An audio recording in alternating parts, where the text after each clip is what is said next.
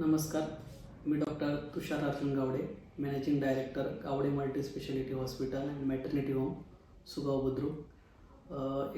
12/2/2026 रोजी आपल्या हॉस्पिटलला एक पेशंट आलं. त्या पेशंटच्या पोटामध्ये अत्यंत वेदना होत होत्या. त्यानंतर आपण त्यांना सोनोग्राफी करायला पाठवली. सोनोग्राफीमध्ये असे निष्पन्न झालं की सदर रुग्णाच्या पोटामध्ये एक गोळा असल्याचे निष्पन्न झाले. त्यानंतर तो गोळा कशा प्रकारे आहे, कुठे चिटकलेला आहे, हे काय आपल्याला सोनोग्राफीमध्ये लक्षात आलं नाही. त्यामुळे आपण पेशंटचं CT स्कॅन आणि इतर इन्व्हेस्टिगेशन करण्याचा विचार केला. त्या अनुषंगाने आपण CT स्कॅन केले. CT स्कॅनमध्ये आपल्याला त्या गोळ्याचा जो काही आकार होता तो व्यवस्थित प्रकारे आपल्याला निष्पन्न झाला की किती मोठा तो गोळा आहे. तो रिपोर्ट आपण इतर डॉक्टरांशी कन्सल्ट केला आणि पेशंटच्या सर्जिकल किंवा ऑपरेशन करण्याचा निर्णय घेतला.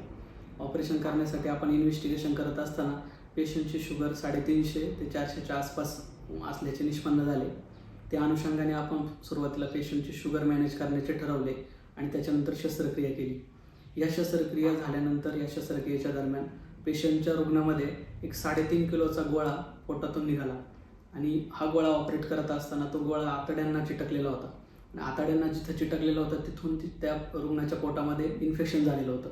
त्या ठिकाणावरून पस फॉर्मेशन येत होतं आणि ह्या शस्त्रक्रियेसाठी आपण डॉक्टर बाळासाहेब मेहत्रे, डॉक्टर पारधी सर, डॉक्टर तुषार रहाणे आणि मेडिकवरचे सुप्रसिद्ध सर्जन डॉक्टर पंकज नंदागोळी यांनाही बोलवलेलं होतं. त्याचप्रमाणे ही शस्त्रक्रिया पार पाडण्यासाठी आपल्याला वेळेचा बऱ्यापैकी वेळ लागणार होती. एक साधारण 3 ते 3.5 तास ही शस्त्रक्रिया चालणार होती. यासाठी आपल्याला भूलतज्ञ म्हणून डॉक्टर सखाराम घनकुटे यांचं सहकार्य लाभलं आणि ही केस अत्यंत चांगल्या रीतीने आपण यशस्वी करू शकलो आणि या पेशंटच्या पोटातून 3.5 किलोचा गोळा काढून आपण या पेशंटला नव्याने जीवदान दिलेलं आहे. आज हा पेशंट आपल्या हॉस्पिटलमधून डिस्चार्ज झालेला आहे. त्याचे टाके वगैरे एकदम व्यवस्थित आहे आणि पेशंट एकदम चांगल्या कंडिशनला आहे. धन्यवाद.